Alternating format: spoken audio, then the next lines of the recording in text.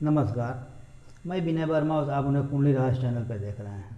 आज की इस वीडियो में हम बात कर रहे हैं रत्न कैसे धारण किया जाता है, आप स्वयं जानें। दोस्तों, बहुत ऐसे विद्वान हैं जो राशि देखकर रत्न का धारण करा देते हैं, पर ध्यान देने की बात है, अगर राशि मान लीजिए कि अगर मेष अनिल किसी का नाम है और उसका राशि मेष हुआ। मेष राशि का रत्न मूंगा होता है। मूंगा हम किसी को धारण करा देते हैं और मंगल अष्टम भाव में बैठा है तो मांगलिक योग भी बनता है और अष्टम भाव मृत्यु का कारक है, मृत्यु भाव बोलते हैं उसको, तो वहाँ हानि होती है। वैसे भी 6, 8 और 12 में भाव में अगर कोई ग्रह बैठता है उसकी राशि नहीं पहननी चाहिए दोस्तों, तो यह विचारणीय है। इसलिए सिर्फ राशि पे नहीं, लग्न पे विचार करके ही रत्न को धारण करना चाहिए। दोस्तों, लग्न के अनुसार कारक ग्रह बनते हैं जिसका हम रत्न धारण करते हैं। दोस्तों, जैसे मान लीजिए कि लग्न में यानी प्रथम भाव में अगर जो राशि बैठता है, मेष राशि बैठता है, तो मेष राशि का कारक ग्रह होता है मंगल, सूर्य और गुरु। दोस्तों, तो जब मंगल, सूर्य और गुरु कारक ग्रह बनते हैं तो इसी का रत्न हम धारण कर सकते हैं। तो मंगल के लिए मूंगा होता है, जैसे अभी मेरे पास ये मूंगा है, मूंगा को धारण कर सकते हैं, यह मूंगा है तो मूंगा धारण करेंगे। इसके अलावा फिर माणिक्य है, जैसे यह माणिक्य है, यह माणिक्य है जिसको हम धारण कर सकते हैं। इसके अलावा इसमें गुरु बनता है तो गुरु के लिए पुखराज होता है, पुखराज है, जैसे इसको पुखराज बोलते हैं, इस रत्न को पुखराज बोलते हैं जो गुरु के लिए धारण किया जाता है, तो यह रत्न धारण कर सकते हैं। तो मेष लग्न में कारक ग्रह बनता है गुरु, मंगल और सूर्य, जिसका रत्न होता है माणिक, पुखराज और मूंगा, जिसको हम सोना में धारण कर सकते हैं। माणिक को तांबा में भी धारण किया जाता है, अगर सोना उपलब्ध नहीं हो तो पंचधातु में भी धारण किया जाता है। दोस्तों, अब पहनने के लिए मूंगा को अनामिका उंगली में धारण करते हैं, रिंग फिंगर में। इसी उंगली में माणिक को भी धारण करते हैं, अर्थात रिंग फिंगर में माणिक को भी धारण करते हैं, और इंडेक्स यानी तर्जनी उंगली में पुखराज को धारण करते हैं। दोस्तों, इसका दिन भी होता है गुरुवार, मंगलवार और सूर्य यानी रविवार, तो इस दिन को समय के अनुसार धारण किया जाता है। अब हम बात करते हैं वृषभ राशि की। दोस्तों, वृषभ राशि का कारक ग्रह बनता है शुक्र, बुध और शनि। दोस्तों, तो शुक्र के लिए हम ओपल धारण करते हैं, शुक्र के लिए हम ओपल धारण करते हैं, हीरा के जगह पे ओपल को धारण किया जाता है, तो शुक्र के लिए ओपल धारण करते हैं। बुध के लिए हम पन्ना धारण करते हैं, बुध के लिए यह पन्ना है, इस पन्ना को धारण करते हैं। और शनि के लिए हम नीलम धारण करते हैं, नीलम धारण करते हैं शनि के लिए। दोस्तों, अगर नीलम हम धारण करते हैं तो उसके लिए थोड़ा ध्यान देकर पहले उसको जांच लिया जाता है, फिर धारण किया जाता है। वैसे ओपल पहनने के लिए तर्जनी उंगली में भी और मध्यमा उंगली में भी पहना जाता है। दोस्तों, पन्ना पहनने के लिए कनिष्ठा उंगली में पहना जाता है, छोटी वाली उंगली में, और नीलम पहनने के लिए मध्यमा उंगली में पहना जाता है, मिडिल फिंगर में। दोस्तों यह ओपल चांदी में पहनते हैं और चांदी में पन्ना और नीलम भी पहनते हैं, पर कुछ स्थिति में सोना में भी पन्ना और नीलम पहना जा सकता है। दोस्तों अब हम बात करते हैं मिथुन राशि की, मिथुन लग्न की। मिथुन लग्न अगर जिसका होगा, मिथुन लग्न का कारक ग्रह होगा बुध, शुक्र और शनि, तो सेम स्थिति बनता है। बुध के लिए पन्ना, शुक्र के लिए ओपल, बुध के लिए जैसे मान लीजिए कि ये पन्ना हो गया, उसी तरह से शुक्र के लिए ओपल हो गया, ओपल हो गया तो, और शनि के लिए नीलम हो गया। दोस्तों तो आप नीलम, ओपल और पन्ना धारण कर सकते हैं। सेम कंडीशन है चांदी में पन्ना कनिष्ठांगुली में और ओपल मध्यमा में या तर्जनी में और नीलम मध्यमा में धारण किया जाता है। अब हम बात करते हैं कर्क लग्न की। कर्क लग्न में कारक ग्रह होता है चंद्रमा, मंगल और गुरु। तो चंद्रमा के लिए हम मोती धारण करते हैं। दोस्तों चंद्रमा के लिए मोती धारण करते हैं। मोती को धारण करने के लिए हम कनिष्ठांगुली में धारण करते हैं और मंगल को धारण करने के लिए मूंगा, मंगल के लिए मूंगा धारण करते हैं, उसको तर्जनी अनामिका में यानी रिंग फिंगर में धारण करते हैं इसमें। और फिर गुरु के लिए हम पोखराज धारण करते हैं, पोखराज धारण करते हैं जो तर्जनी उंगली में धारण किया जाता है। दोस्तों चंद्रमा के लिए मोती और जल तत्व का कारक होता है मोती, और चंद्रमा के लिए जो बनता है, गुरु के लिए पोखराज होता है जो वसा से संबंधित होता है। दोस्तों तो इस दोनों को किसी मोटे आदमी को पहनाने के लिए विचार करना चाहिए, नहीं तो इन दोनों रत्न को धारण करने से आदमी थोड़ा फैटी हो जाता है। इस पर विचार जरूर कर लेना चाहिए, उसका डिग्री क्या है वगैरह वगैरह। तो आइए अब हम बात करते हैं सिंह राशि, सिंह लग्न की। सिंह लग्न अगर होता है तो सिंह लग्न का कारक ग्रह सूर्य होता है, गुरु होता है और मंगल होता है। तो सिंह लग्न में उसका कारक ग्रह सूर्य होता है, तो सूर्य के लिए दोस्तों माणिक धारण करते हैं। ये माणिक है, माणिक रिंग फिंगर में पहनते हैं। और गुरु के लिए वहीं पोखराज पहनते हैं, पोखराज पहनते हैं जो तर्जनी में पहनते हैं। और फिर मंगल के लिए मूंगा धारण करते हैं, जो हम मंगल के लिए मूंगा धारण करते हैं, दो रिंग फिंगर में पहनते हैं। दोस्तों तो यह होता है सिंह लग्न के लिए। अब हम बात करते हैं कन्या लग्न की। तो कन्या लग्न का कारक ग्रह होता है बुध, शुक्र और शनि। दोस्तों तो बुध के लिए हम पन्ना धारण करते हैं, बुध के लिए पन्ना धारण करते हैं।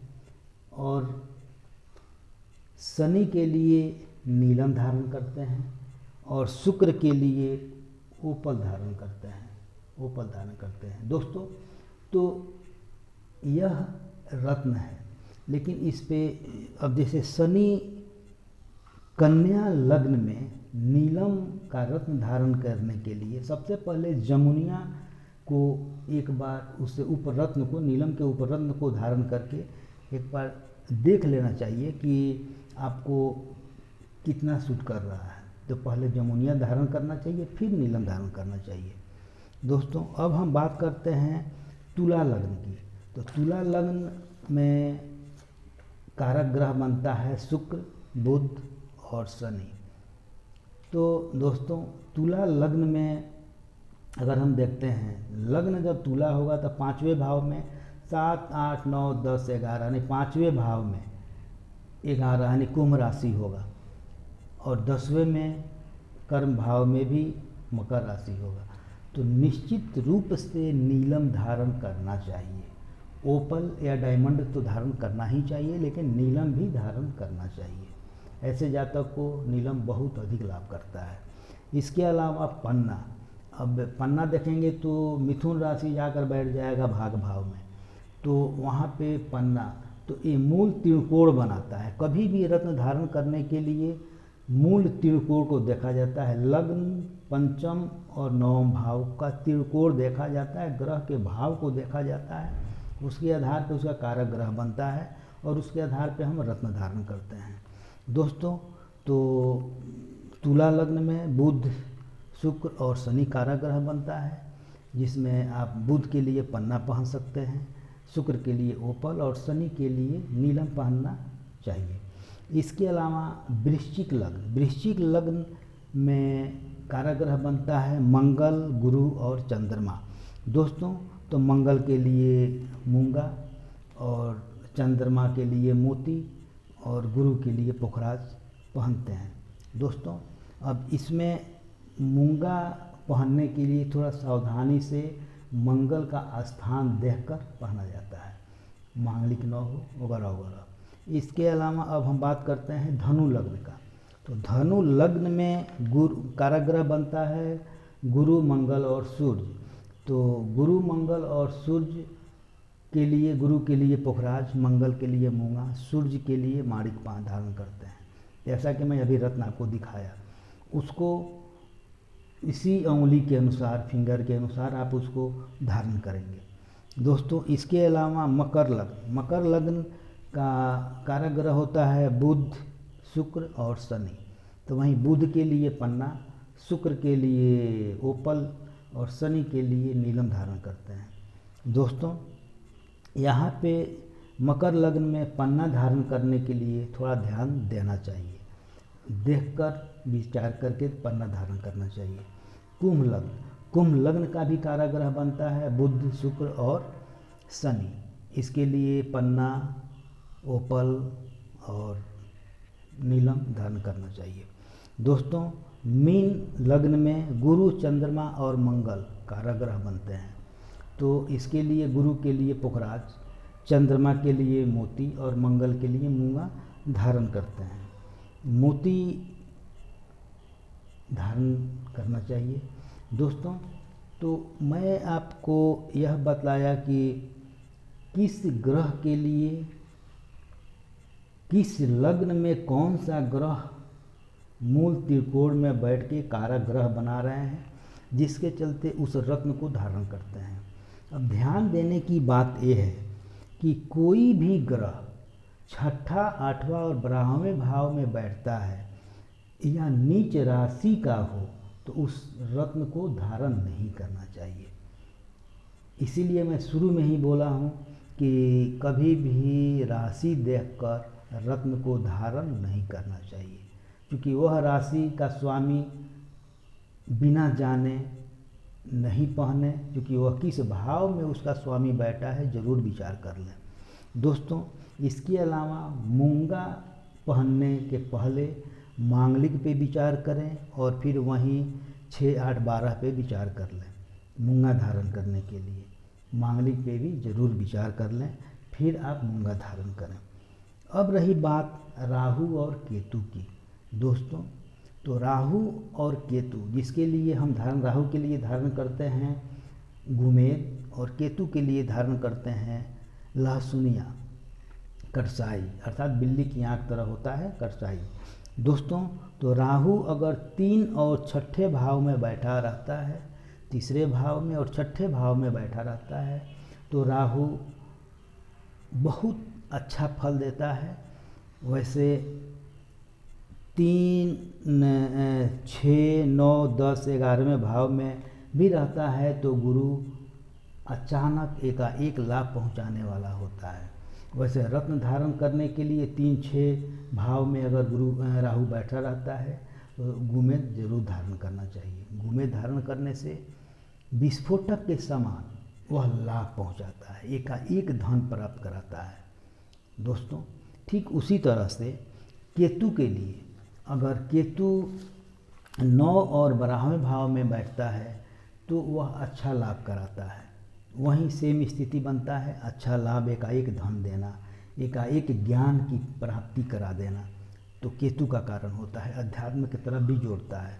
ये बहुत सारी चीज़ें हैं। हाँ, तो 9 और 12वें भाव में केतु बैठता है तो उसका रत्न आप लहसुनिया ज़रूर पहने। ये लहसुनिया है जो आँख की तरह, बिल्ली की आँख की तरह होता है, इसको केतु के लिए पहना जाता है दोस्तों। और मैं अभी बताया 3 और 6 के लिए भाव में जब राहु बैठता है तो गुमेद पहना जाता है, तो इसको आप धारण कर सकते हैं राहु के लिए। गुमेद, यह गुमेद है। तो दोस्तों राहु और केतु के लिए गुमेद और लहसुनिया धारण किया जाता है दोस्तों। इसके अलावा तीसरे भाव और छठे भाव में अगर केतु बैठा हो तो भूल के भी उसका रत्न धारण नहीं करें।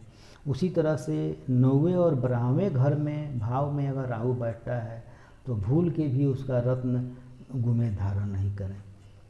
हाँ, ध्यान दें एक चीज़ और कि राहु या केतु के साथ सूर्य, चंद्रमा या गुरु या मंगल एक साथ बैठ के अंगारकारक दोष या ग्रहण, सूर्य ग्रहण या चंद्र ग्रहण या गुरु राहु या केतु के साथ बैठता है तो चंडाल योग लगाता है, शनि के साथ बैठता है तो श्रापित दोष जाता है दोस्तों। तो जब इस तरह का योग बने तो कभी भी राहु या केतु का रत्न धारण नहीं करना चाहिए।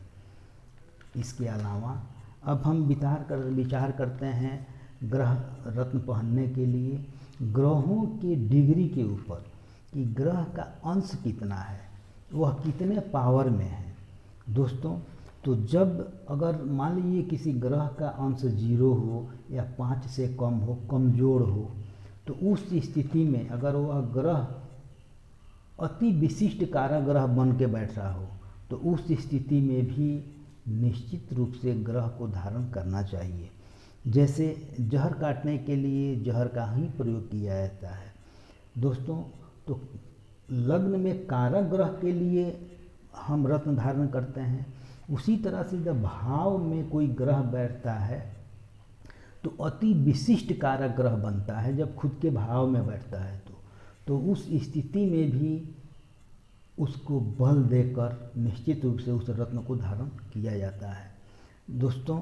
इसके अलावा हम महादशा के अनुसार भी बहुत सारे लोग, बहुत सारे विद्वान जातकों को, मित्रों को रत्न धारण करा देते हैं। तो ध्यान देने की बात है, किसी भी ग्रह का जब दशा, अंतरदशा, महादशा चलता है तो शुरू में ही उसका अंतरदशा भी चलता है। जैसे गुरु का महादशा चालू हो तो गुरु में सबसे पहले गुरु का अंतरदशा चालू होता है। तो उस शुरू में उस अंतरदशा के पीरियड को ध्यानपूर्वक अध्ययन करना चाहिए और अपने पे उसका निरीक्षण करना चाहिए कि यह समय अपने साथ कैसा गुजर रहा है। अगर अच्छा गुजरे तो महादशा में उस रत्न को धारण करें, बुरा गुजरे तो भूल के भी उस रत्न को धारण नहीं करें दोस्तों। सबसे पहले आप जरूर ध्यान दें कि रत्न धारण करने के लिए लग्न से कारक ग्रह के अनुसार धारण किया जाता है रत्न, भाव के अनुसार अति विशिष्ट कारक ग्रह के अनुसार रत्न को धारण किया जाता है दोस्तों। आप निश्चित रूप से मेरी बात को समझ गए होंगे और खुद भी आप मेरे वीडियो को देखकर विचार करके रत्न धारण कर सकते हैं। अगर आपके समझ में नहीं आ रहा है, क्योंकि यह ऐसा तंत्र है जो जीवन पे प्रभाव डालता है, इससे ग्रह का लाभ लिया जाता है, तो दोस्तों आप निश्चित रूप से इस रत्न को धारण करने के लिए आप विचार करें। आपको समझ में नहीं आ रहा है तो आप हमसे कांटेक्ट करें, मैं आपकी समस्या का समाधान करूंगा और सही सलाह दूंगा कि आप कौन सा रत्न धारण करें दोस्तों। आप अगर मेरे चैनल को सब्सक्राइब नहीं किए हैं, सब्सक्राइब कर लें, क्योंकि मेरा जो भी विचार आए आपके साथ स्वतः पहुंच जाए। मेरे वीडियो को शेयर करें क्योंकि और लोग भी इसका लाभ उठा सकें दोस्तों। अगले वीडियो में हम फिर आपसे मिलेंगे, तब तक के लिए जय माता जी।